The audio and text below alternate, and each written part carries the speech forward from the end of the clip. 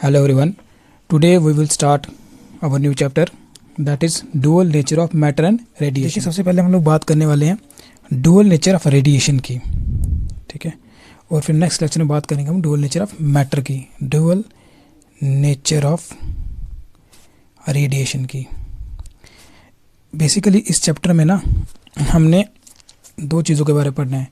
एक तो मैटर का कैसे डुअल नेचर है, ठीक है, और दूसरा हमने पढ़ना है कि रेडिएशंस का किस तरह से डुअल नेचर है। डुअल नेचर का मतलब यहाँ पे होगा कि किस तरह से रेडिएशंस एज ए पार्टिकल की तरह बिहेव करती हैं, किस तरह से, या कौन से ऐसे एक्सपेरिमेंट्स हैं जिनसे हमें ये पता चलता है कि रेडिएशन एक पार्टिकल की तरह बिहेव कर रही है और यही रेडिएशन एक वेव की तरह बिहेव करती है, ठीक है ना। मतलब पार्टिकल की तरह बिहेव करती है रेडिएशन, ये हम लोगों ने इस चैप्टर फाइंड करना है। और वेव की तरह जो है ये रेडिएशन जो होती हैं, रेज होती हैं, ये बिहेव तो करती हैं, जैसा कि हम लोगों ने ऑप्टिक्स में तो पढ़ा ही हुआ है। तो यहाँ पे हम लोग ये देखेंगे कि कैसे रेडिएशंस पार्टिकल की तरह भी बिहेव करती हैं। तो उससे हमें ये पता चल जाएगा कि रेडिएशंस का डुअल नेचर है ना। कुछ ऐसी चीज़ें हैं जो, कुछ ऐसे एक्सपेरिमेंट्स हैं, कुछ ऐसे फेनोमेनाज हैं जो हम तभी एक्सप्लेन कर सकते हैं जब हम ये बोलें कि जो हमारी ये रेडिएशंस है ना, इनका क्या है, वेव नेचर है। लेकिन कुछ ऐसे भी एक्सपेरिमेंट्स हैं, कुछ ऐसे भी फेनोमेनाज हैं जो हम तभी एक्सप्लेन कर सकते हैं जब हम ये बोलें कि ये रेडिएशन जो है वो कैसी हैं, पार्टिकल इन नेचर है। सिमिलरली मैटर के साथ भी बिल्कुल ऐसा ही है। कुछ ऐसे हमारे पास आप लोग कह सकते हो फेनोमेनाज हैं जिनसे हमें ये पता चलता है कि मैटर का भी जो है वो वेव नेचर होता है। मैटर तो पार्टिकल तो है ही है, ये तो पता ही है, लेकिन मैटर किस तरह से वेव की तरह भी बिहेव कर सकता है वो हम लोगों ने इस चैप्टर में स्टडी करना है, ठीक है। तो करते हैं स्टार्ट। देखो डुअल नेचर ऑफ रेडिएशंस की कहानी कहाँ से स्टार्ट होती है। ये कहानी स्टार्ट होती है मैक्स प्लैंक जो थे उनकी हाइपोथेसिस से। मैक्स प्लैंक ने क्या कहा था, देखिए मैक्स प्लैंक ने क्या कहा। मैक्स प्लैंक ने ये कहा था कि जो हमारे पास इलेक्ट्रोमैग्नेटिक रेडिएशंस होती है ना, जैसे कि लाइट वेव हो गई, रेडियो वेव हो गई, ये सारी की सारी जो हमारी इलेक्ट्रोमैग्नेटिक वेव्स होती हैं ये चलती हैं in the form of energy. और एनर्जी के भी कैसे होते हैं, पैकेट्स होते हैं। उस एनर्जी के एक पैकेट को क्या बोला जाता है, फोटोन बोला जाता है, ठीक है, फोटोन बोला जाता है। बेसिकली इन्होंने देखो ये क्या बताया, मैक्स प्लैंक ने ये कहा कि जो तुम्हारे पास इलेक्ट्रोमैग्नेटिक रेडिएशन आनी है ना, वो इस तरह से, मान लो ये मेरे पास क्या आ रही है, कुछ भी ले लो, रेडियो वेव या कुछ भी ले लो, कोई भी इलेक्ट्रोमैग्नेटिक रेडिएशन ले लो, मान लो ये मेरे पास एक रेडियो वेव है, ठीक है। मैक्स प्लैंक की हाइपोथेसिस ये कहती है कि यार ये जो रेडियो वेव है ना, इसकी जो एनर्जी है ना वो इस तरह से कॉन्टिन्यूस फॉर्म में नहीं है, जैसी लाइन है ना कॉन्टिन्यूस फॉर्म में, इस तरह से नहीं आती है। ये किस तरह से आती है, इस तरह से छोटे छोटे पैकेट्स में आती है, छोटे छोटे बंडल्स में आती है। ये जो लाइट है या जो हमारे पास रेडियो वेव है या जो हमारे पास इलेक्ट्रोमैग्नेटिक वेव है, उसकी जो एनर्जी का जो एक बंडल है ना, इसको, इस एक बंडल को क्या बोला गया है, इसको बोला गया फोटोन। क्या बोला गया, फोटोन। और इस फोटोन की जो एनर्जी है ये कितनी होती है, E = NH न्यू, ठीक है। ये किसके बराबर होती है, E = NH न्यू। तो यहाँ पे हम लोगों ने ये समझ लिया और प्लैंक ने हमें ये बताया कि जो भी इलेक्ट्रोमैग्नेटिक रेडिएशंस होती हैं वो इस फॉर्म में हमारे सामने आती हैं। वो इस तरह से कॉन्टिन्यूस फॉर्म में नहीं आती, उसकी जो एनर्जी है वो किस तरह से आती है, छोटे छोटे पैकेट्स में आती है। और उसके एक पैकेट को, इसी एनर्जी के एक पैकेट को क्या कहा जाता है, इसी एनर्जी के एक पैकेट को बोला जाता है फोटोन। क्या कहा जाता है, फोटोन, ठीक है। और उस फोटोन की एनर्जी कितनी होती है, E = NH न्यू, ठीक है। ये इसने जो हाइपोथेसिस दी ना प्लैंक ने, ये कब दी थी इसने, 1901 में। ये सब कुछ हमें पता चल गया था, ठीक है। प्लैंक्स के द्वारा हमें ये बताया गया, प्लैंक्स के द्वारा ये पता चला, उसने ये हाइपोथेसिस दी, उसने ये बताया कि रेडियो वेव्स या कोई भी इलेक्ट्रोमैग्नेटिक वेव जो होती है उसकी जो एनर्जी होती है वो इस तरह से कॉन्टिन्यूस फॉर्म में नहीं आती, वो छोटे छोटे पैकेट्स की फॉर्म में आती है। और उसके एक पैकेट की एनर्जी अगर आपने निकालनी है तो N = 1 डाल दो, तो यहाँ पे क्या निकलेगा, E = H न्यू आ जाएगा। N की वैल्यू यहाँ पे कोई इंटीजर होगा, 1 2 3 कुछ ऐसे इसकी वैल्यू हो सकती है, ठीक है। यहाँ तक समझ आ गया। देखो मैक्स प्लैंक ने एक तो हमें ये चीज़ बता दी, ठीक है, कि एनर्जी ऑफ इलेक्ट्रोमैग्नेटिक वेव जो होती है वो कॉन्टिन्यूस फॉर्म में नहीं होती, वो डिस्क्रीट मैनर में होती है ना, पैकेट्स के फॉर्म में होती है। और उसका पैकेट की एनर्जी इस तरह से है। और मैक्स प्लैंक ने एक और बड़ी इंपॉर्टेंट जो फेनोमेना है, बड़ा इंपॉर्टेंट जो चीज़ है वो हमें बताई, वो ये बताई कि जो सोर्स है इलेक्ट्रोमैग्नेटिक रेडिएशंस का, ठीक है, सोर्स ऑफ EM वेव, इसके बारे में बताया कि यार इलेक्ट्रोमैग्नेटिक वेव जो होती है वो, उसका सोर्स क्या है, वो प्रोड्यूस क्यों होती है। उन्होंने ये बताया कि जब भी, देखो आपने केमिस्ट्री में तो ये अच्छे से देखा ही होगा, वहाँ पे आपको बताया जाता है किस तरह से न्यूक्लियस होता है ना, ये बाहर हमारे शेल्स होती हैं, इन शेल्स में कहीं कोई इलेक्ट्रॉन होता है जो कि इसके आसपास क्या कर रहा होता है, रिवॉल्व कर रहा होता है।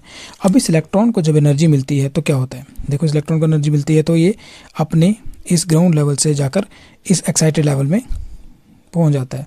अब ये जो एक्साइटेड लेवल में जो होता है ना, इस एक्साइटेड लेवल का जो आप लोग कह सकते हैं लाइफ टाइम होता है वो बड़ा कम होता है, ठीक है, 10⁻⁻10 सेकंड्स, 10⁻⁹ सेकंड, कुछ इस तरह का होता है। तो यानी कि यहाँ पर ये बड़ी देर तक तो रह नहीं सकता है। तो क्या होता है, यहाँ से इलेक्ट्रॉन आता है वापस, अपनी ओरिजिनल ग्राउंड स्टेट पे। एक्साइटेड स्टेट से कैसे आता है, ओरिजिनल ग्राउंड स्टेट से आता है। यहाँ आप कह सकते हो कि हायर एनर्जी स्टेट से लोअर एनर्जी स्टेट में वापस आता है ये 10⁻10 या 10⁻⁹ सेकंड्स में।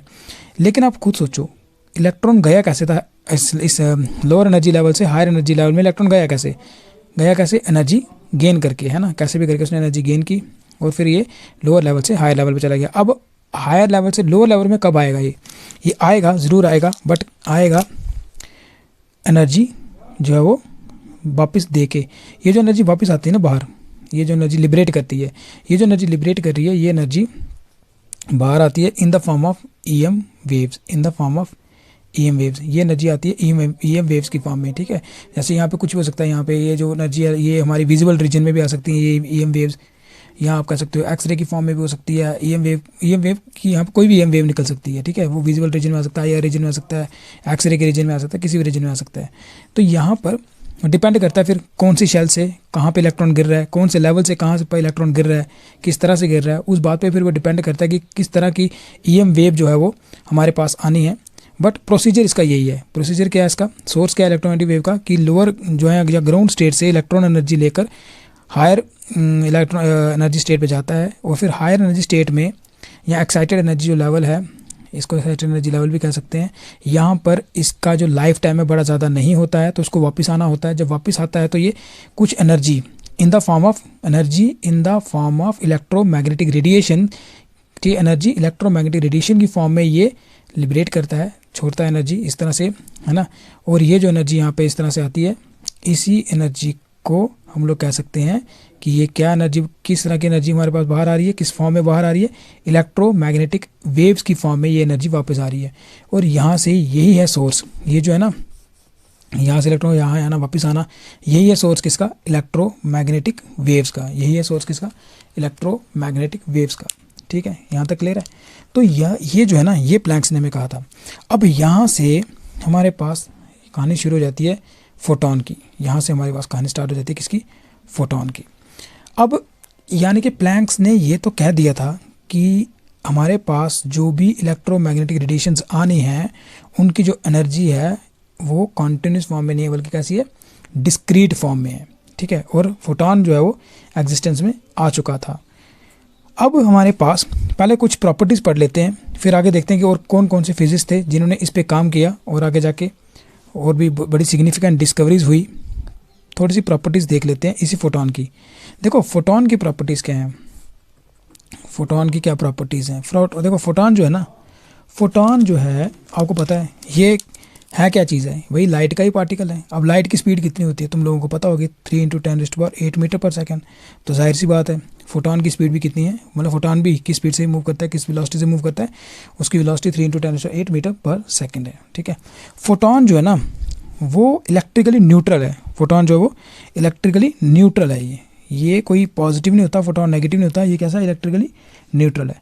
अब क्योंकि इलेक्ट्रिकली न्यूट्रल है इसलिए फोटॉन डिफ्लेक्ट नहीं करता, ठीक है, डिफ्लेक्ट नहीं करता है, not deflected by electric and as well as magnetic field. ना ये इलेक्ट्रिक फील्ड से डिफ्लेक्ट करता है, ना ये मैग्नेटिक फील्ड से डिफ्लेक्ट करता है, करेगा भी नहीं। क्यों करेगा भाई, इलेक्ट्रिक फील्ड और मैग्नेटिक फील्ड से वही चीज़ें डिफ्लेक्ट कर सकती है ना जो क्या हो, जिस पे खुद कोई चार्ज हो, या पॉजिटिव हो या नेगेटिव हो। बट क्योंकि फोटॉन क्या है, देखो फोटॉन क्या है, फोटॉन हमारा न्यूट्रल है। अब न्यूट्रल क्वांटिटी को क्या फ़र्क पड़ता है कि इलेक्ट्रिक फील्ड से इसको क्या ही फ़र्क पड़ेगा, है ना, कोई फ़र्क नहीं पड़ता उसको, इसलिए ये डिफ्लेक्ट नहीं करता, ना इलेक्ट्रिक फील्ड में डिफ्लेक्ट करता है, ना ही मैग्नेटिक फील्ड में डिफ्लेक्ट करता है, सही है। अब हमारे पास ये जो फोटॉन होता है ना, ये जो फोटॉन होता है इसकी आप लोग ये बोल सकते हो कि अंडर सुटेबल कंडीशन, ये जो फोटॉन जो है ना ये डाइफ्रैक्शन का फेनोमेना शो करते हैं। फोटॉन क्या शो करता है, डाइफ्रैक्शन का फेनोमेना शो करता है, ठीक है। फोटॉन क्या शो करता है, डाइफ्रैक्शन का फेनोमेना जो वो शो करता है। अच्छा, मोमेंटम निकालना हो फोटोन का, ठीक है, मोमेंटम जो है अगर आपको फाइंड करना है फोटोन का तो कैसे निकालेंगे? आपको पता है यार मोमेंटम का फार्मूला क्या होता है, P is equal to mass into velocity होता है ना, है ना, ये होता है मोमेंटम। बट यहाँ पे क्या है, मास इंटू वेलोसिटी क्या होगी, है ना, वेलोसिटी क्या होगी यहाँ पे। अब इन दोनों की वैल्यू हम लोग सब्स्टिट्यूट करने वाले हैं in case of photon, m और v, इन दोनों की अलग अलग वैल्यूज हम यहाँ पे सब्स्टिट्यूट करने वाले हैं। देखो कैसे, अब देखो यार v की वैल्यू तो पता है, फोटोन की स्पीड से चलता है भाई, c की स्पीड से चलता है, यानी कि यहाँ पे तो c आएगा। जब हम लोग फोटोन का मोमेंटम निकालेंगे ना तो v की जगह पे यहाँ पे c आ जाएगा। लेकिन m की जगह क्या लिखें? अब देखो जो रेस्ट मास होता है ना फोटोन का, जो रेस्ट मास होता है फोटोन का, ये मैं आपको बताना भूल गया, जो रेस्ट मास होता है फोटोन का वो होता है 0, ठीक है। अगर फोटोन एक जगह पे स्टेशनरी पोजीशन पे है ना तो वो उसका मास 0 होता है। फोटोन का मास तब तक ही होता है जब तक वो चल रहा होता है विद स्पीड। हमें पता है E किसके बराबर होता है, mc स्क्वायर के बराबर, जो हमारी आइंस्टाइन की इक्वेशन है, E is equal to mc square होता है ना। अब यहाँ पर हमें ये भी पता है E इज इक्वल टू किसके बराबर होता है, h न्यू के बराबर होता है, ठीक है। ये कौन है, E is equal to h nu किसने बताया, ये बताया मैक्स प्लैंक ने। E is equal to mc square जो है ये किसने बताया हुआ है, ये बताया हुआ है किसने, एल्बर्ट आइंस्टाइन ने। अच्छा, ये दोनों इक्वेशंस को अगर मैं इक्वेट कर दूं तो हमारे पास क्या आ जाएगा, देखते रहना यहाँ पे, mc स्क्वायर किसके बराबर आ गया, h न्यू के बराबर आ गया। आपको क्या करना है यार, आपको तो m की वैल्यू निकालनी है, m की वैल्यू निकाल लो। h न्यू की फॉर्म में तो क्या आएगी, h nu by c square आया ना, h nu by c square. तो यहाँ पर आप इस m की वैल्यू को सब्स्टिट्यूट कर दो। v की जगह मैंने c लिख दिया, क्यों, क्योंकि वेलोसिटी ऑफ द फोटोन क्या होती है, c मतलब 3 × 10⁻⁷ मीटर पर सेकंड। m की जगह क्या लिखूंगा मैं, m की जगह लिखूंगा यहाँ पे h nu by c square. तो यहाँ पे c और ये कैंसिल, तो हमारे पास यहाँ पे लिख दूँ उसको, तो यहाँ पे क्या आएगा, मोमेंटम ऑफ फोटोन कितना आ जाएगा, ये आ जाएगा h न्यू बाय c। ये आ गया आपके पास क्या, फोटोन का मोमेंटम। तो याद रखना फोटोन का मोमेंटम किसके बराबर होता है, h न्यू बाय c। अच्छा, इसको थोड़ा सा अगर और भी हम लोग इसको एक और इक्वेशन भी बना सकते हैं। कैसे बना सकते हैं यार, आपको पता है ना, आपको पता है कि c किसके बराबर होता है, as we know that c किसके बराबर होता है, c is equal to nu lambda, ठीक है, c is equal to nu lambda. तो यहाँ पर अगर मैं ऐसे लिखूँ उसको, देखते रहना, मैं लिखूँ इसको इस लैम्डा को यहाँ से लिख दूँ c बाय न्यू किसके बराबर आया, c बाय न्यू किसके बराबर, लैम्डा के बराबर नहीं आ गया, c बाय न्यू लैम्डा के बराबर आ गया, है ना, c बाय न्यू किसके बराबर आया, लैम्डा के बराबर आ गया।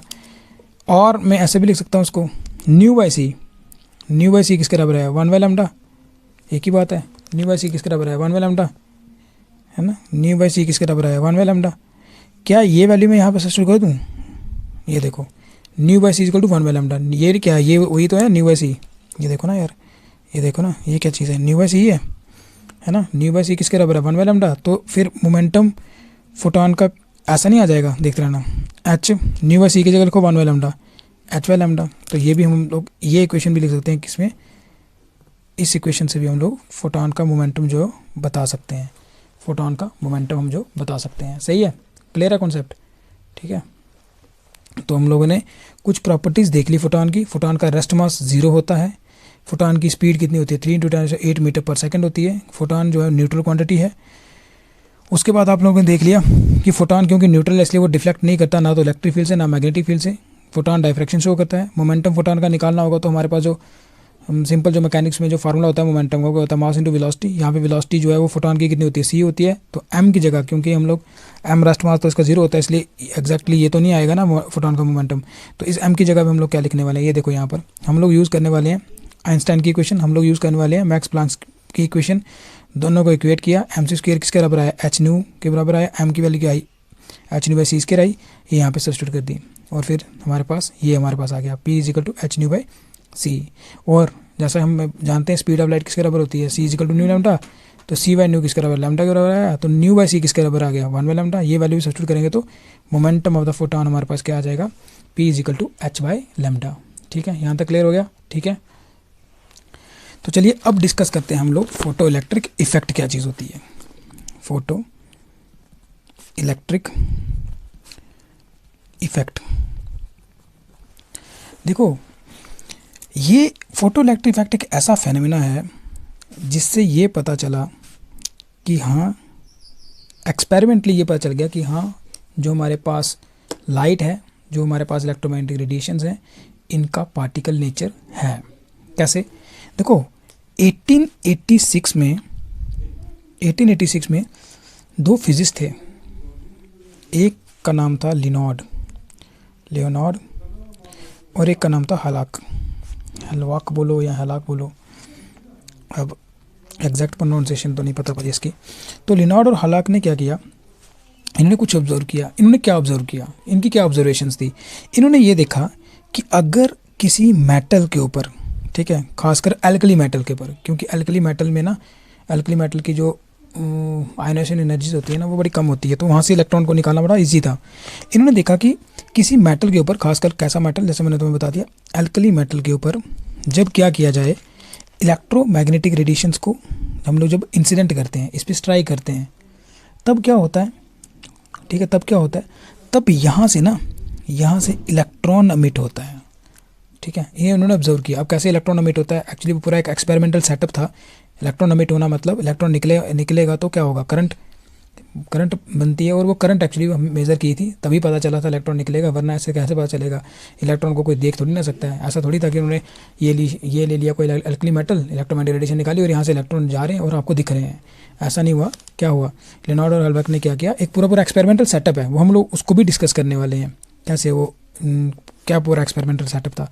बेसिकली अभी हम लोग जस्ट फेनोमेना क्या टेक प्लेस हो रहा था उसकी बात कर रहे हैं कि क्या होता कि एल्कली मेटल के ऊपर जब एक पर्टिकुलर फ्रीक्वेंसी की, एक सूटेबल फ्रीक्वेंसी की, कैसी, एक सूटेबल फ्रीक्वेंसी की, ऐसे नहीं कि हर एक फ्रीक्वेंसी ऐसा काम करती थी, एक पर्टिकुलर सूटेबल फ्रीक्वेंसी की जब लाइट आप इस पर इंसिडेंट करते थे, तब क्या होता था कि इलेक्ट्रॉन्स यहाँ से एमिट होते थे। ये जो फेनोमेना है ना, कौन सा, ये जो फेनोमेना क्या हो, कौन सा फेनोमेना, फेनोमेना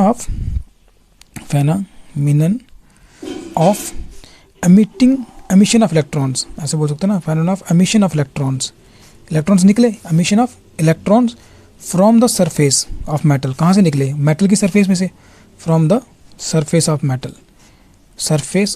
मेटल। कब निकले, ऑन द इंसिडेंट